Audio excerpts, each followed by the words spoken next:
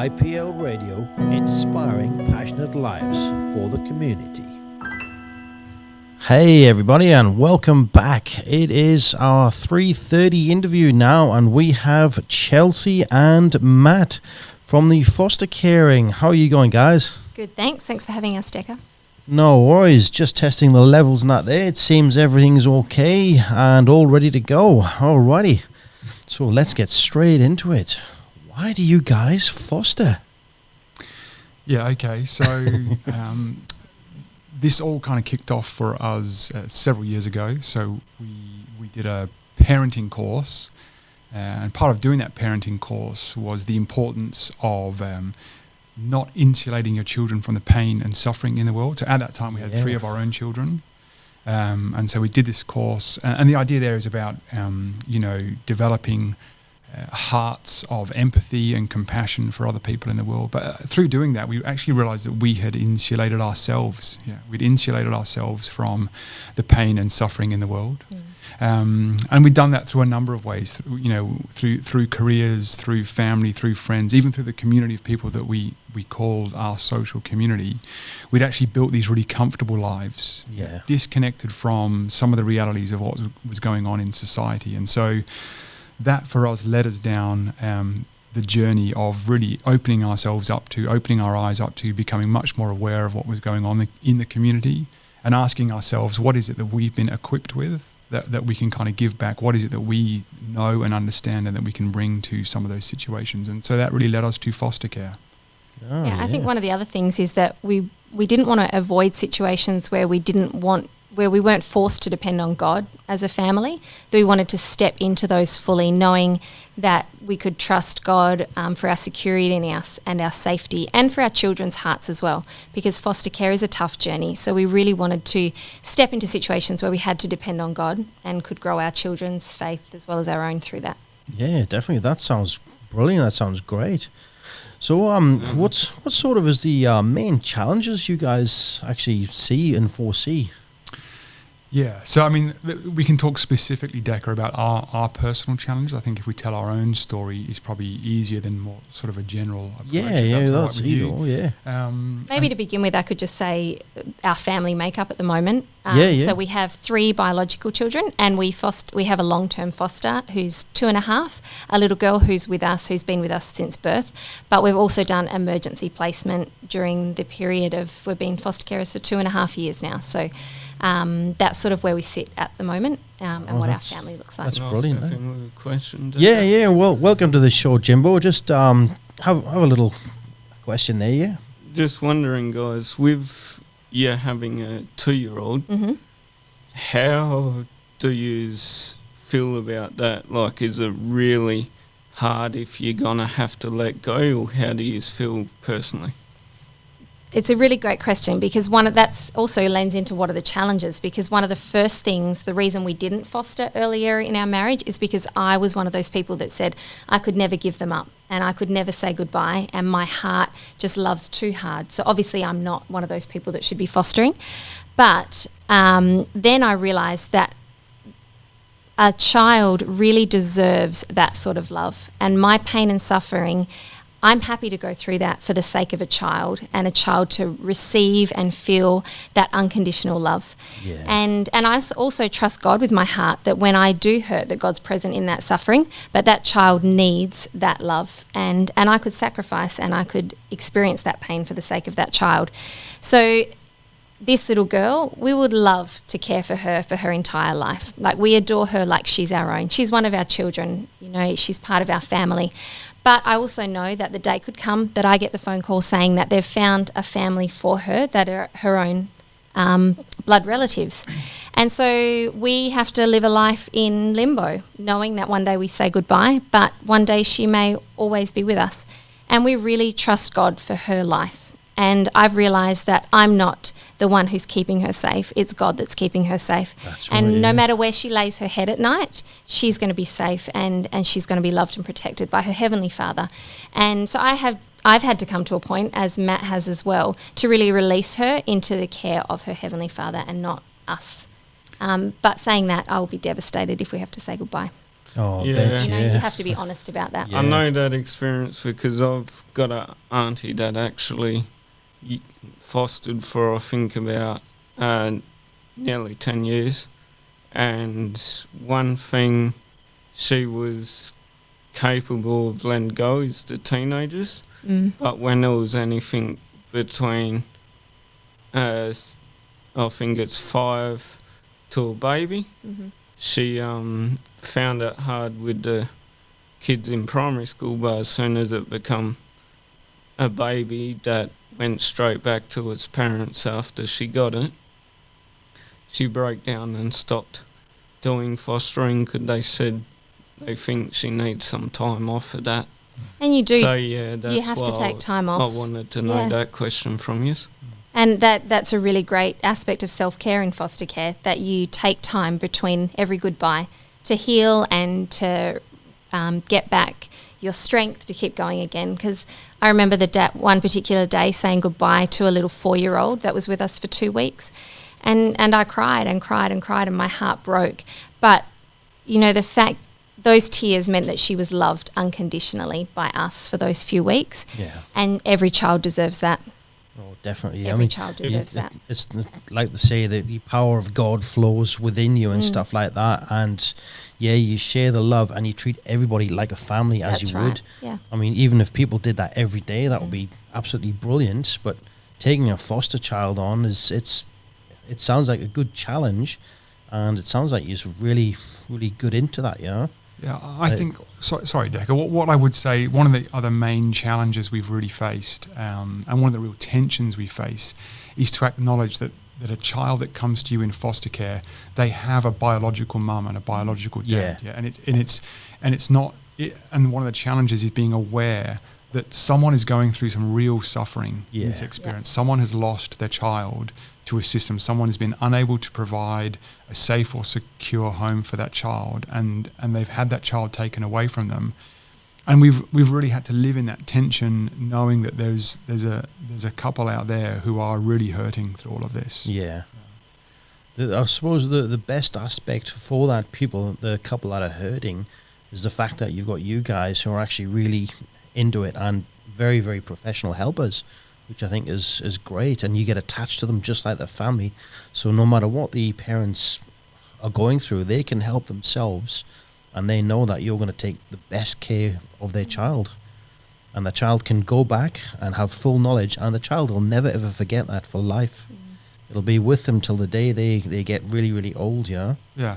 Yeah, and I, you know, if you put yourself in that person's shoes, you can imagine how difficult something like that could be. And so our real hope is for the children that come in foster care to us, that the biological parents would experience something like the ability to release that child into our care. Oh, yeah. Because it's the best thing for them, but also that those people would be able to not only forgive themselves for bringing a child into the world that they're unable to care for, but also if they can find it in their hearts to forgive us as foster carers, because we represent a system that's taken the children off of them. Yeah. We represent a whole system that's broken and let them down, that goes back generations. Yeah. Do you feel like there's anything to forgive yourselves for? After all, you guys are the ones that are actually helping heaps. Yeah, I've never thought about that, Decka, to be honest. I think there's forgiveness as to what we represent. Represent, yeah. And especially, like, we do need to acknowledge there are a lot of Aboriginal children in foster care. There's a very high percentage, and the reason for that goes back years and years for when that stolen generation began. And we as white people are the ones that are representing that, and we carry the blame for that and what happened all those years ago. Yeah. And we acknowledge that. And when we sit before these children's parents, and in some instances that has been Aboriginal children, we acknowledge what they see in us and what we represent. And so we hope that they can forgive us and what we represent, because we actually get the joy and the blessing of seeing their little ones' first smiles, you know, hearing their little ones' first words and seeing their first steps, and that parent's never going to experience that. And that's a really hard thing for a parent to look at us and say, thank you for taking care of my child, knowing that in that moment of saying thank you, they're also, I'm the one that's taking from them so much joy that they would have ever experienced otherwise. So Yeah, and I think our hope is that the biological parents, the biological family could give their blessing to us as carers over the child, but also our hope is in some way that we can be a blessing back for them. Yeah, that in some way we can take that child, keep them connected to biological family, and in that way bless that family with a relationship that might otherwise not have occurred. Yeah. Because as foster parents, this role we're in doesn't just extend to the child; it extends to the birth parents and that child's biological siblings and their extended family. And so, what Matt and I see, our responsibility isn't just to love this child; it's to love their family, and to make sure that child is able to see their family as much as possible, is able to write letters and have cards and have phone calls, and that we share our journey with this child with their parents as well, because a lot of these people who've lost their children into foster care, and it's not all of them, it's only some of them, but they have done things that have led to this happening. But we want to see past their transgressions and realise that they're actually a product of their upbringing as well, and not to blame them for what they've done, and not to think that this child's better off without them, because this child needs them in their life no matter what they've done, and we need to extend the grace to the parents as well. So always look to the positive future. That's that's right. Best way of being. That's right. Do you guys ever get to meet their parents, or is it always sort of touch and go sometimes? Okay, so yeah, we do meet parents. I don't know how specific. Well, we have a relationship with our little one's biological parents. That relationship comes and goes depending on what that parent is going through. So there are extended periods of time we don't see one or the other, and there are other times that we get to see them regularly. And but with other foster situations that we've cared for, we haven't met the parents at all. So it really depends on every situation. Oh yeah, of course. And our hope is always that we can build a relationship with the parent of the child that we care for, but in some situations that's not considered safe. And so we're told by the department that we need to maintain a safe distance from that person. So it really depends on the child. Normally, Decca, for foster parents, when it comes to meeting the other parents, they usually do that to try and work their way up of giving the child back. Yeah, that's right. Oh, yeah. So, yeah, they're trying to make amends as well as a bond with the kids again. Right. So they can collect it once they've actually proven to DCP or whatever they're capable of taking care. All right, so it's like a gradual process. Our dream is that they would be able to get to a point where they can actually care for the child themselves. And so we want to build that relationship and continue to make sure that relationship is solid, so that if that time comes, the transition is as seamless as possible. Yeah, and then there's happiness all around. And if the situation is they don't ever become guardians or become are allowed to be parents in the day-to-day sense again, at least they're in their lives and have an understanding and a love for each other as much as they can. All right, yeah. So you said you've had, was it a 1-month-old or something you said before? Basically what this question is what are the general ages? I mean, what do the ages of the children go up to? Yeah, so this is really a question around, at what age does a child find themselves in a situation where the situation isn't safe and they're not secure? Yeah, that could happen at any point in time in a child's life. Right, So that could be identified by the department even before a child is born. For a child that's in utero, they could be designated that they need to go into foster care. For other times, it might the child might be in their mid to late teens before someone has. The child to might be 17, so it's from the moment they're conceived to the time they would exit out of care. So it's sort of based on family surroundings, is it? Yep. Yes. Yeah, it is, Decca. Right. See, I'm not new to the fostering, but I'm just asking general questions, which is. Some people might not have a clue. And there's so many different types of fostering. Yeah, so that's you can have long-term care, which is you might get an 18-year order, which means the child will remain in foster care for 18 until they're 18. Oh, wow, yeah. So that's a long-term care situation. You also have emergency care situations where a child might present at the hospital and something has happened to that child and they need to go into care straight away.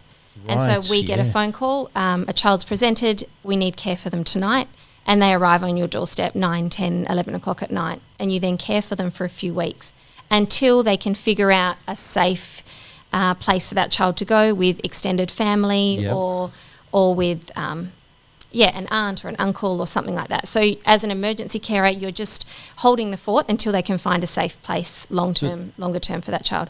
So it sounds like something that you see on TV. Say there's been like a big sort of, not necessarily disaster, but if anything happens and then the children don't have their immediate relatives, say if a couple is even on holiday somewhere, say from over Easter on holiday here, they got nobody in contact with relative-wise here, they would go into you guys, would they? No, not necessarily, Decka. That when that situation happens, usually they have a thing called Respite Carers, which it doesn't have to go to these guys that do long-term care. It just goes to someone up until those people get back. Okay. Yeah, so that would be like emergency care, so it's a last-minute thing. And then respite, as foster carers, in order to do long-term care, there are a lot of children who have very high needs and it can be quite exhausting as a carer. So there are respite carers who exist to give other carers a respite. So respite carers might say, look, we'll do respite, we'll take this child one weekend a month. And this child gets to build up this extended family, I guess you'd call it, who also care for them and provide respite for carers. Or there might be a carer who needs to work away for a month overseas, and we need respite care for this child so they can remain in their school and in their community. So as a foster carer, sometimes you might think when you're stepping into this, I can't do it, I've got no support. Respite care exists to support foster carers. They're basically to give long-term foster carers a break. That's what respite comes into. Yeah. So with the fostering and that, obviously you get all sorts of kids come through and that. Do you get many with any disabilities, autism, anything like that, etc.? Do you come through? Yeah. So the answer, Decka, is yes, and that there exist agencies who specialise in various areas. So if a child has a physical disability or a mental disability, there are foster care agencies who are set up to equip foster carers to care for kids with particular circumstances. Right, yeah. So we probably err on the side of fostering. We haven't fostered any physical disability or mental disability children yet. And generally our understanding is that they would go through these foster care agencies to appropriately equipped foster carers. So when you put your name forward and apply through the foster care process, they're very clear with you, and you can be very clear with them what your capacity is. Some carers have the capacity to care with children with high needs. Some carers actually don't, and the department and the agencies are more than willing to take and understand where you're at in life. Yeah. So for us, we've got other young children. We're still in the midst of young children. We homeschool our children, and so our capacity to care for a child with high needs at the moment isn't great. But when my children are older, I can maybe do that. And so then I can say to the department, we're now able to take a child with these needs. And also, they will always call you and give you a very detailed description of what that child is like, what their behaviour is like, what their needs are like. So you are fully prepared when you take in that child, and can also be prepared to say no if you don't have the capacity at that time. Oh, yeah. Well, that's cool. So do you get sort of training for this sort of thing, do you?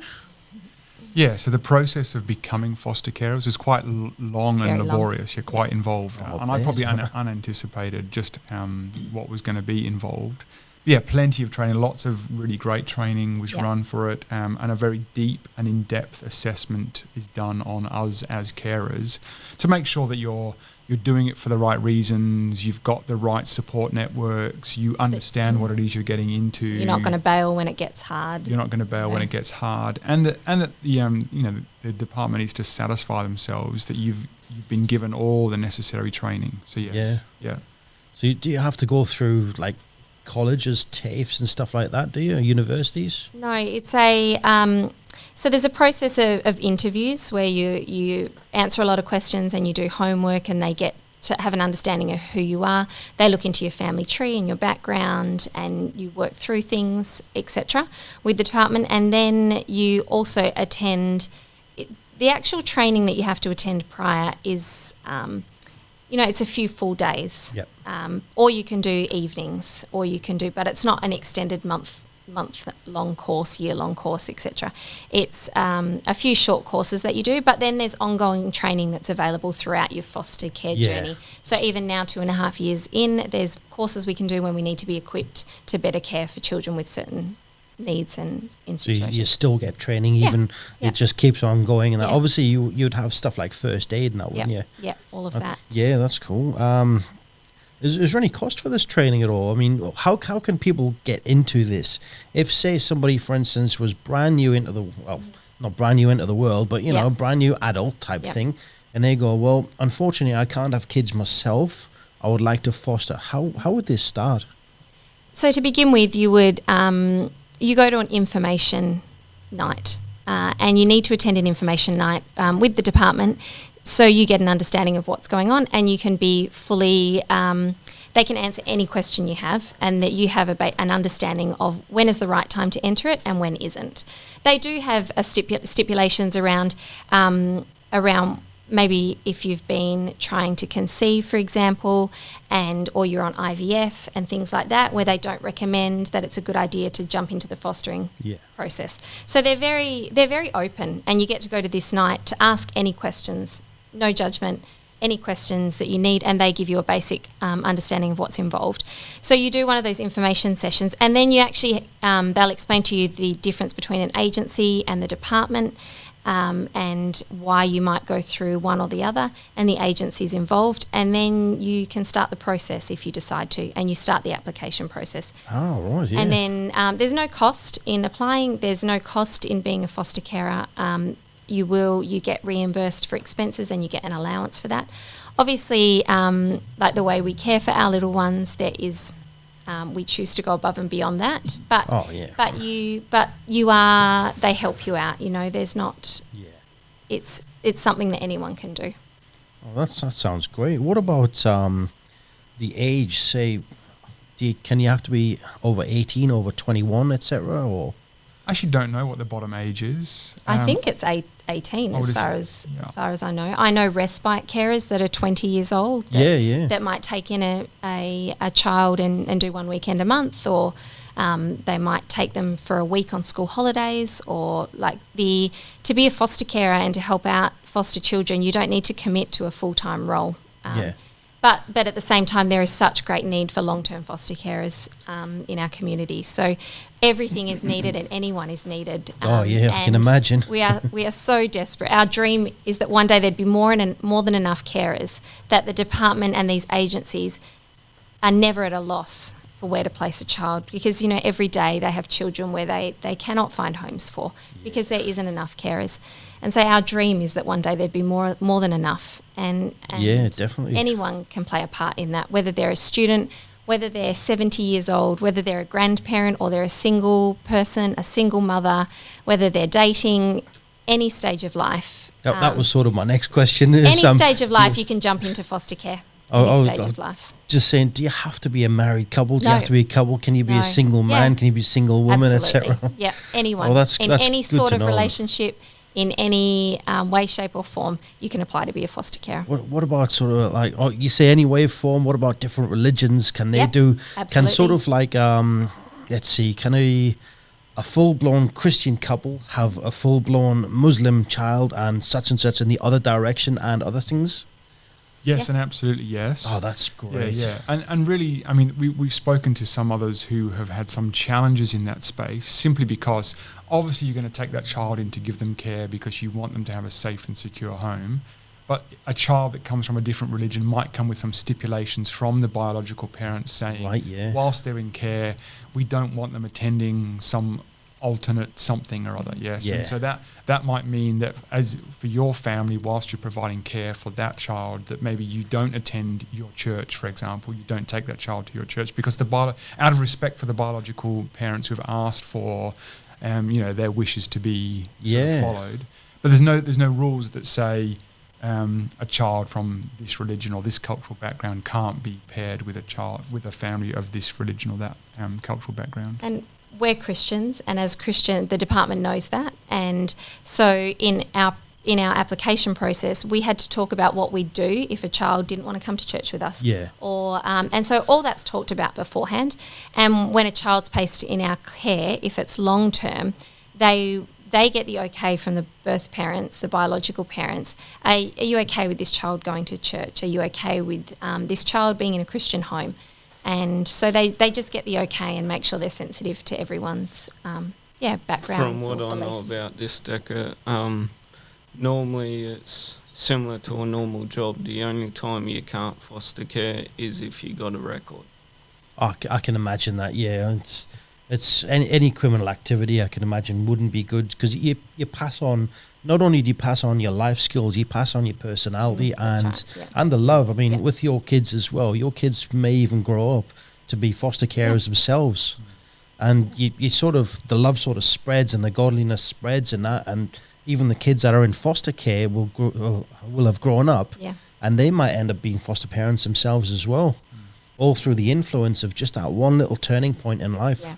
which I think is a And, great idea. The age gap you're asking about on what age do you have to be to a foster carer?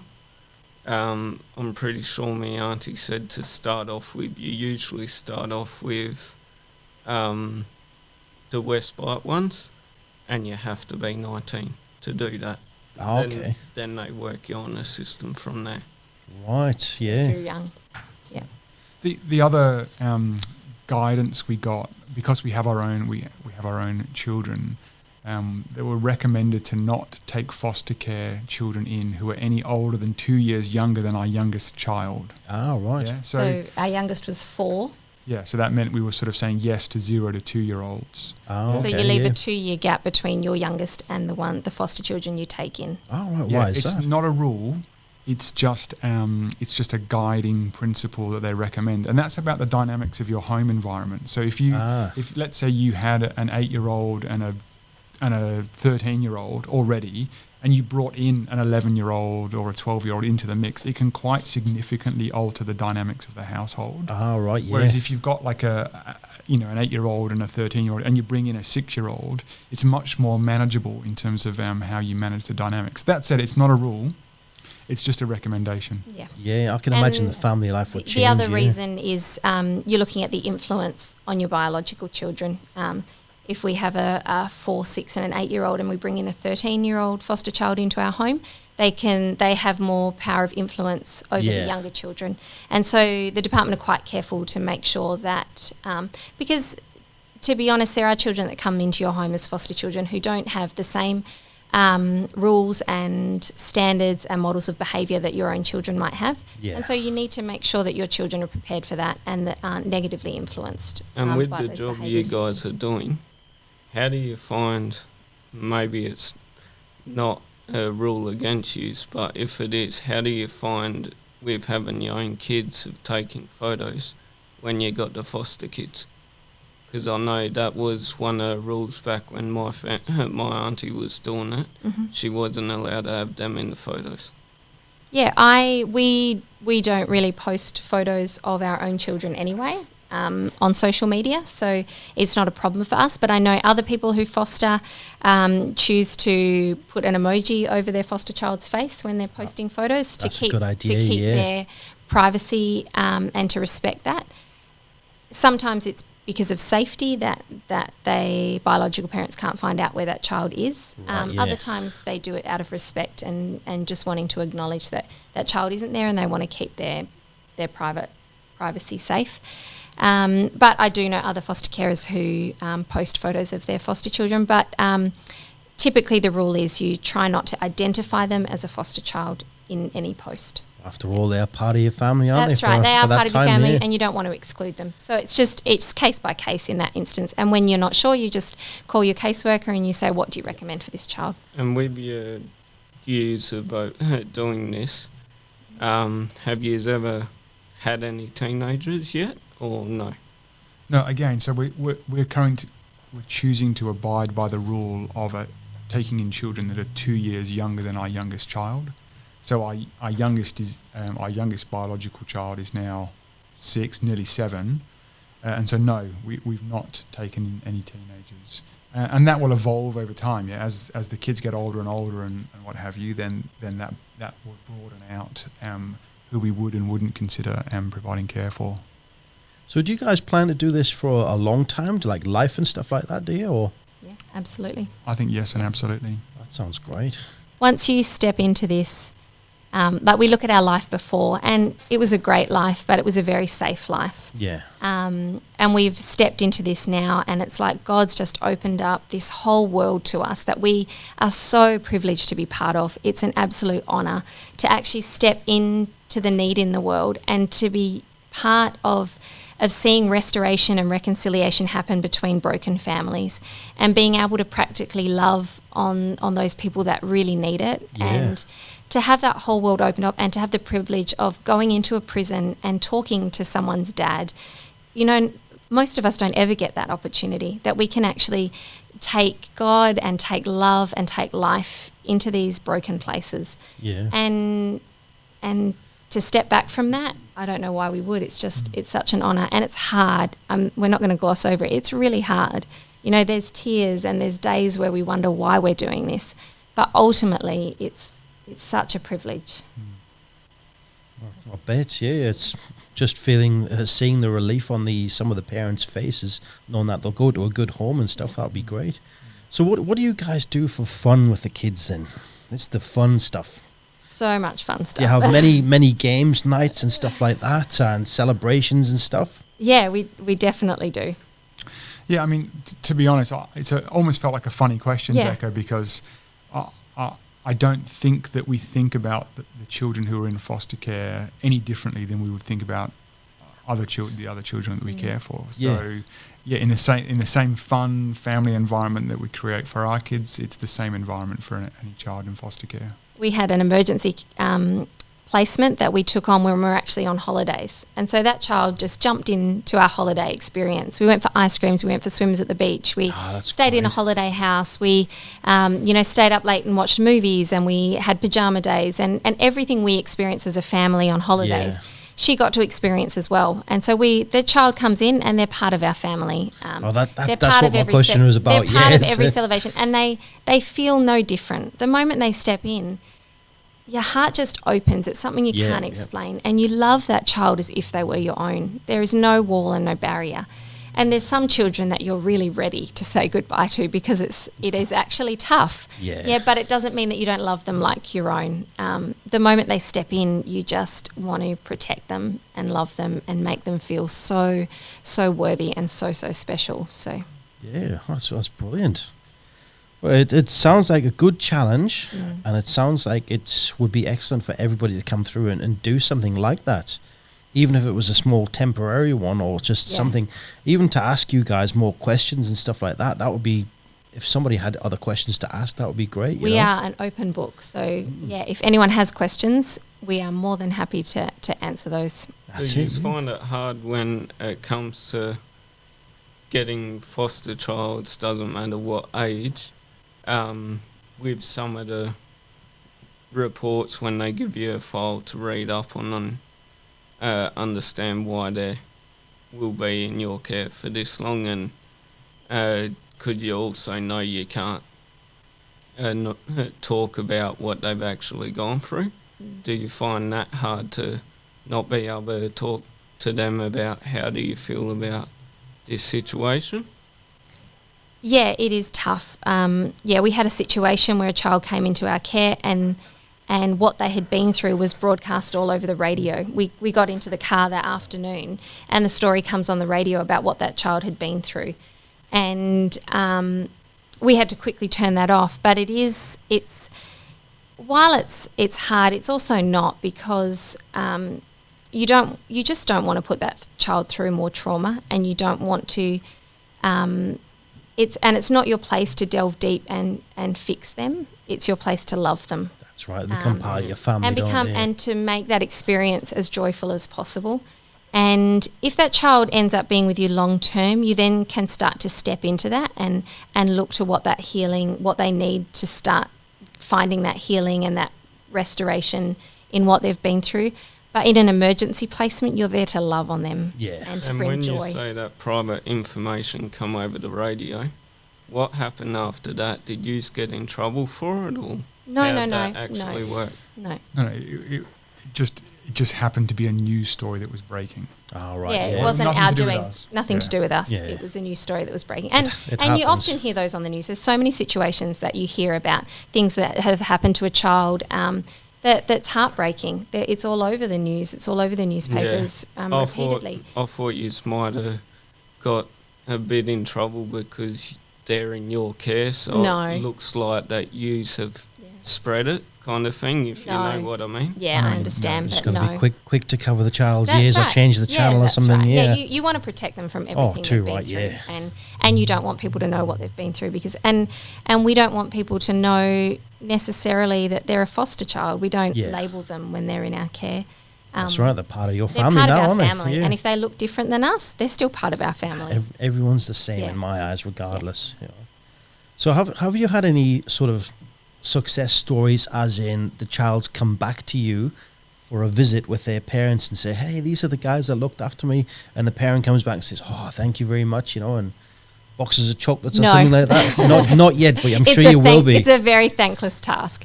Like we said before, these it's really hard for these parents to watch us with their child. Oh, yeah. Like, it's really hard. And I acknowledge that, and I don't need them to thank me for what I'm doing because I know that if they had it any other way, they would. Yeah. If they could care and love for their child, they would. And so we haven't had that situation. We also are caring at the moment for younger children, sort of 0 to 4 years old. And if you think back, Decca, you don't really have a lot of memories of being 4 probably. That's where your memories might start. Yeah, that's right. There's not a lot before that. And so the children we've cared for, if they leave our care, some of them may never remember us. For a short period of time they would, but as they start to grow, then they're actually not going to remember who we were or what we did for them. But the impact we've had on them starts to shape them. You know, they love the they received for those few weeks has actually made an eternal difference in their life. And we may never get thanks for that, but that's not why we're doing it. So that's like the old saying, not all heroes wear capes. Yeah. You are the unsung hidden heroes, aren't you? So definitely you definitely the messy, heroes. yeah. You know, foster care brings with it a lot of craziness. But So what do you go through, agency or DCP? So we don't go through an agency, we go direct through the department. Okay, and have you ever thought with the kids you look after that if you wanted to find out how they're going after they've left you, have you ever thought to just ask them? Because they would know that info. Yeah, it is private information, so we don't necessarily have a right to that information. But we can talk to the caseworkers, and they're human beings as well, and if they can, they will release what information they could. I have had a situation where I said goodbye to a little girl, and it was really hard for me, and I still think about her and wonder how she's doing.